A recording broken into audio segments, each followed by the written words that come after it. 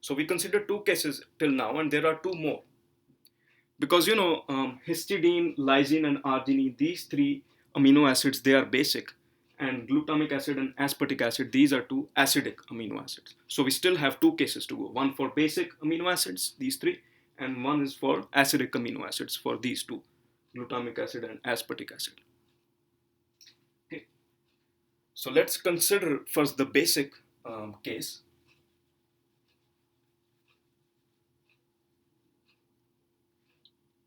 And why we did why we took the middle value actually for tyrosine and cysteine, that's another topic for another video, because it will take a while to show the actual derivation, that how we came to the conclusion that we need to take the middle pKa value and add that to the carboxy pK value. So that's some chemistry involved there, so I'll actually make a video for that to explain that. And it's a long explanation if you're interested, but it's not required. These formulas are easy to learn or memorize anyway.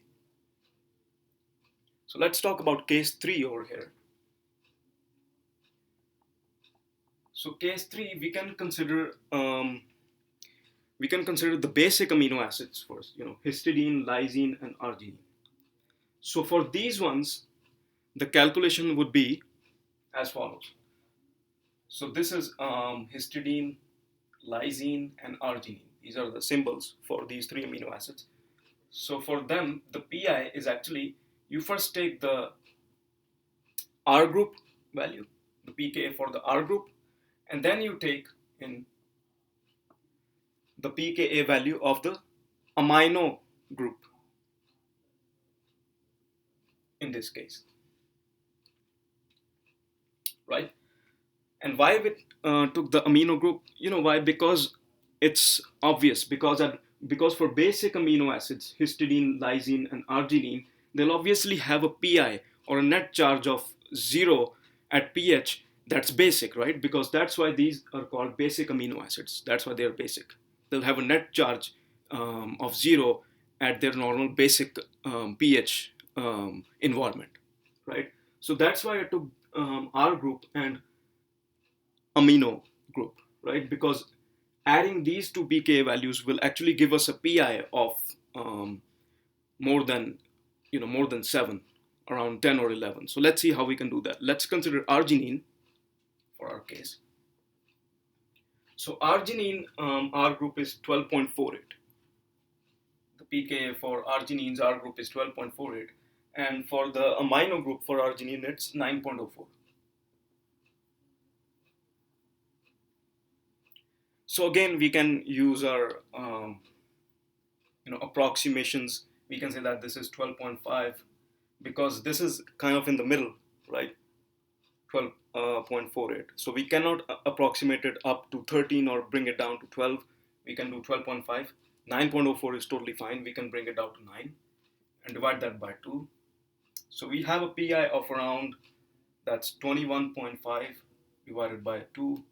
So that'll be around 10 point.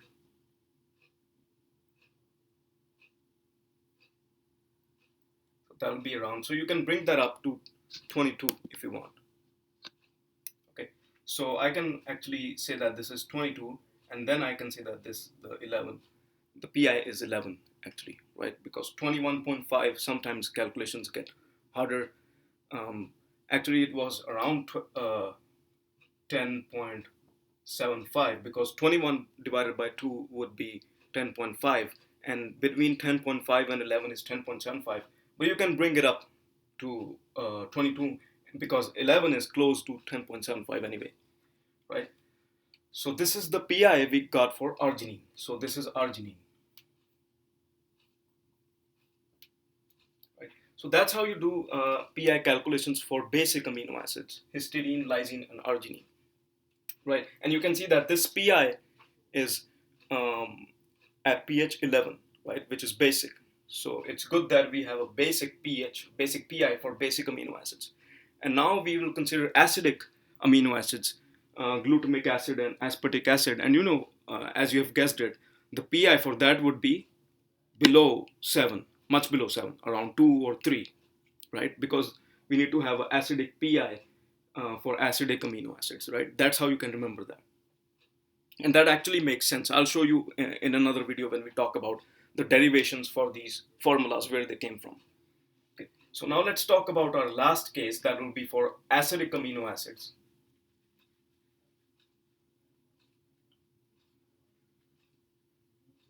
So for acidic amino acids, same idea. You might have guessed it if you're smart, like me, that glutamic acid, and for aspartic acid, for these acidic amino acids, what you need to do is that you still take the R group, but now in this case, instead of the amino group, you take the carboxy group, right?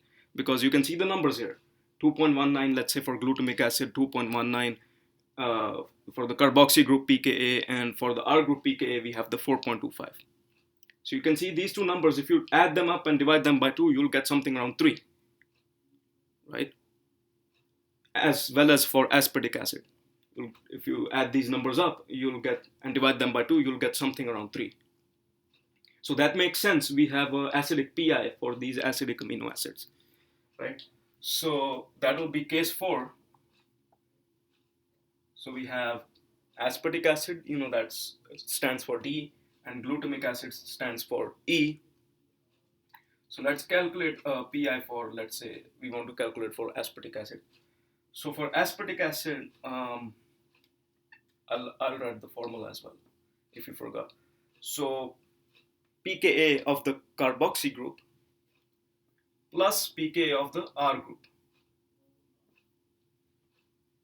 Right? This is R group and carboxy group. You add them up and you divide them by 2. Simple. So we'll have, in this case, carboxy group for aspartic acid is 2.09. And for R group, we have 3.86. Divide that by 2. So again, you can approximate this down to like 2. And this, bring it up to 4. Divide that by 2. So that will be just around 3. So our speculation was correct. It's around 3. It will be somewhat, I suspect it to be somewhat really close to 3, because these two approximations are pretty okay, and I believe it will be below 3, because for glutamic acid, I remember it was around 3.22, because this value is higher and these two values are pretty close, but this value for glutamic acid is still like not a lot, but still considerably higher than this value for the aspartic acid, if you're talking about R groups. So that's that. So for glutamic acid, it's 3.22 actually, if you do the calculation, and for aspartic acid, it will be a little bit below 3, right, if you do it on the calculator. So that's the idea of all the PI calculations. We considered all the cases. We did the PI calculation in case 1. We considered these amino acids that don't have pK values for their R groups. Then we talked about case 2, these two special amino acids, tyrosine and cysteine, and how their R groups are ionizable, and these two, like the charged amino acids, have pK values for their R groups. And after that, in case 3, we talked about basic amino acids, and then case 4, we finished off with aspartic acid and glutamic acid, these two acidic amino acids. So that's really easy for PI calculation. That's it.